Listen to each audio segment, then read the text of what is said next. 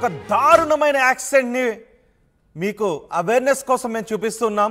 సూర్యాపేటలో ఒక దారుణమైన యాక్సిడెంట్ జరిగింది.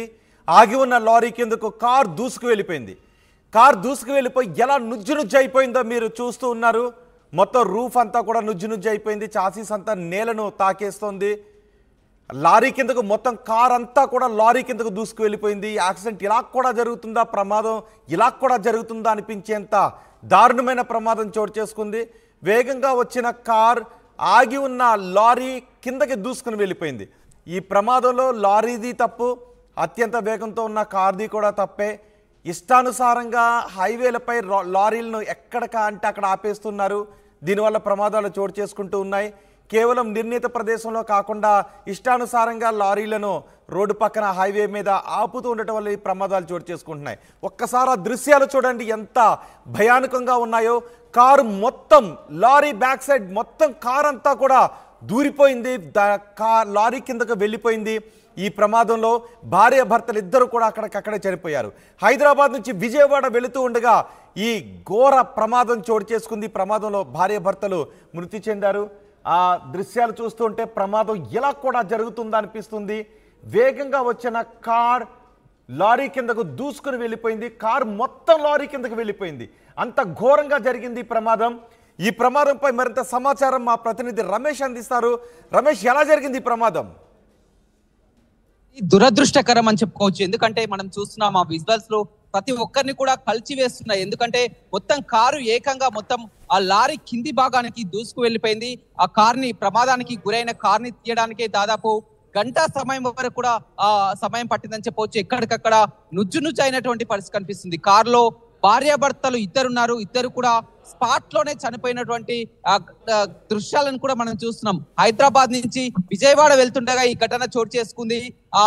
ఎగ్జాక్ట్ గా మునగాల వద్ద ఈ రోడ్డు ప్రమాదం చోటు చేసుకుంది. వీరు హైదరాబాద్ నిన్న ఆదివారం సెలవు దినం కావడంతో కూడా హైదరాబాద్ వారి బంధువుల ఇంటికి రావడం జరిగింది. తిరిగి ఇవాళ వెళ్తుండగా ఈ ఘటన చేసుకుంది. అతను విజయవాడ శ్రీ చైతన్య కాలేజ్ లో లెక్చరర్ గా పనిచేస్తున్నారు. పెళ్ళై కూడా 2 ఏళ్ళు అయింది. ఇక వారంతా పెళ్ళై 2 ఏళ్లకే ఇలాంటి దారుణం చోటు చేసుకుంది. భార్యాభర్తలు ఇద్దరు కూడా స్పాట్ లోనే చనిపోయారు. ఈ ప్రమాదానికి కారణం హైవేపై ఆగి ఉన్న లారీనే ఈ ప్రమాదానికి కారణం అని చెప్పవచ్చు.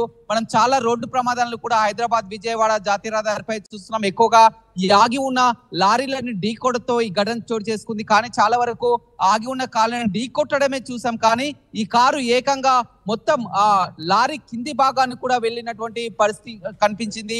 ఉదయం 8 గంటల సమయంలో, ఎగ్జాక్ట్ గా ఉదయం 8 గంటల సమయంలో ఈ ఘటన చోటు చేసుకుంది.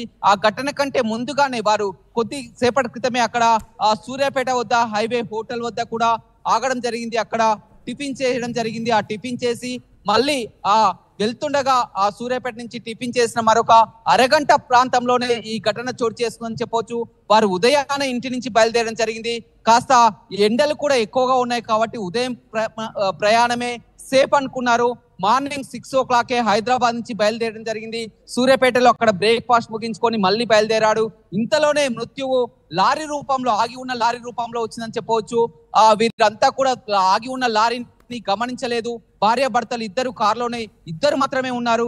వెళ్తుండగా ఈ ఘటన చోటు చేసుకుంది. ఈ ప్రమాదానికి కారణం పోలీసులు గుర్తించినటువంటి సమయం ఆగి ఉన్న లారీ ప్రమాదానికి కారణం అని చెప్తున్నారు. ఆగి ఉన్న లారీ అని చెప్పినప్పటికీ కూడా ఇతను ఆ డ్రైవింగ్ సీట్ లో అప్రమత్తంగా లేకపోవడం. ఎందుకంటే హైవేపై అతను ఇప్పటికే 3 గంటల వరకు కూడా ప్రయాణం చేసుకుంటూ వస్తున్నారు. హైదరాబాద్ చేసుకుంటూ వస్తున్నారు. అదే విధంగా హైదరాబాద్ విజయవాడ జాతీయ రహదారి అందరికీ తెలిసిందే. రోడ్ అంతా కూడా హైవే కావడంతో కూడా వేగంగా వెళ్తుంటారు. ఆ క్రమంలోనే ఆగి ఉన్న లారీని గమనించకుండా ఒక్కసారిగా అదే స్పీడ్ లో వెళ్తున్నారు. స్విఫ్ట్ డిజైర్ వెహికల్ మనం చూస్తున్నాం ఆ విజువల్స్ లో కూడా. స్విఫ్ట్ డిజైర్ వెహికల్లో భార్యాభర్తలు ఇద్దరు మాత్రం ఉన్నారు. సూర్యాపేటలో బ్రేక్ఫాస్ట్ ముగించుకొని మరి కాసేపట్లోనే విజయవాడ వెళ్ళాలనుకున్నారు. విజయవాడ శ్రీ చైతన్య కాలేజ్ లో ఇతను లెక్చరర్ గా పనిచేస్తున్నారు. అతను సొంత ప్రాంతం కూడా విజయవాడ. అదేవిధంగా భార్య అమ్మాయి హైదరాబాద్ ప్రాంతం. నిన్న ఆదివారం సెలవు దినం కావడంతో హైదరాబాద్ కు రావడం జరిగింది. ఉదయాన్నే మళ్ళీ కాలేజ్ కి వెళ్ళాలనుకున్నారు. ఆ కాలేజ్ సమయానికి వెళ్ళాలనుకున్నారు. కానీ ఇంతలోనే ఈ విషాద ఘటన ప్రతి ఒక్కరిని కూడా కలిసివేస్తుంది. బంధువులకు కూడా కొద్దిసేపు క్రితమే సమాచారం అందింది. వారంతా కూడా హుటాహుట్టిన హైదరాబాద్ నుంచి బయలుదేరి రావడం జరిగింది. నిన్న ఎంతో ఆదివారం కావడంతో సంతోషంగా ఉన్నారు. ఈ విధంగా జరుగుతుందని ఎవరు కూడా ఊహించలేదు. ప్రమాదం జరగడమే కాదు, ఆ ప్రమాద దృశ్యాలను కూడా అత్యంత భయంకరంగా కూడా ఉన్నాయి. లారీ కింద పడిపోవడంతో ఎక్కడికక్కడ రమేష్, ఒకటి మితిమీరిన వేగం, హైవేపై మితిమీరిన వేగంతో వాహనాలు వెళ్తున్నాయి. రెండు ఇష్టానుసారంగా వెహికల్స్ ని లారీలను ఆపుతున్న ఘటనలు కూడా చోటు చేసుకుంటున్నాయి. అంతేకాదు హైవేపై ఒకటి మనం గమనించవచ్చు, రాంగ్ రూట్లో వస్తున్న వాహనాలు కూడా చాలా ఎక్కువగా కనిపిస్తుంటుంటాయి. అప్పట్లో హరికృష్ణ వాహనం ప్రమాదం గురి కావడానికి కూడా అదే మనకి కారణం. ఒక ట్రాక్టర్ రాంగ్ రూట్లో వస్తూ ఉంది. సో ఇక వీటిని హైవే పెట్రోలింగ్ పోలీసులు ఎందుకు అరికట్టలేకపోతున్నారు?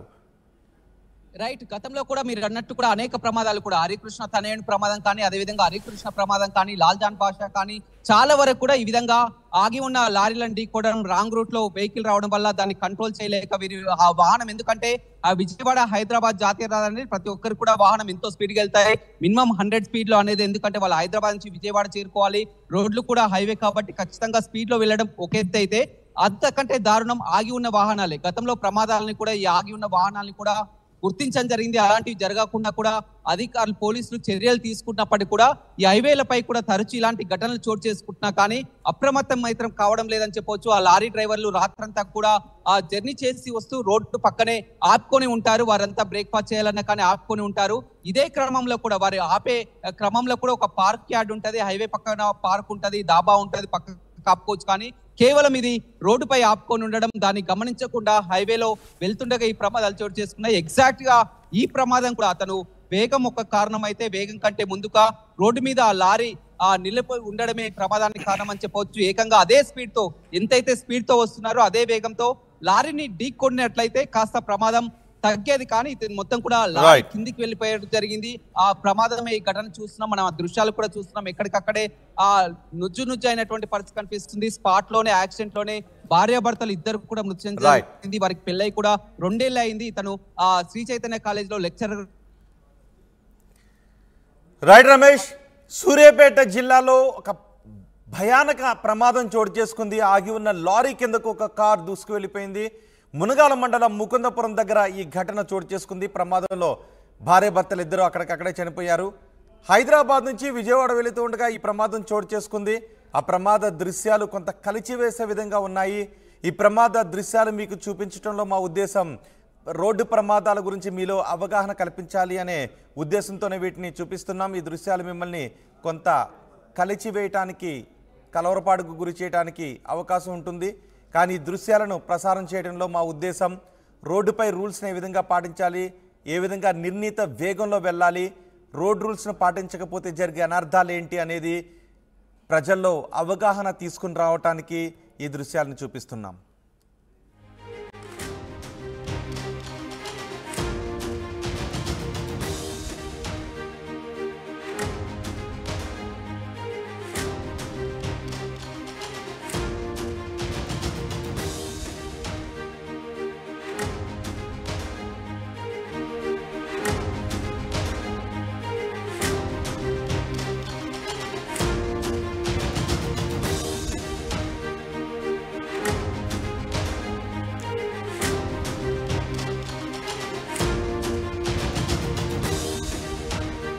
Breaking news.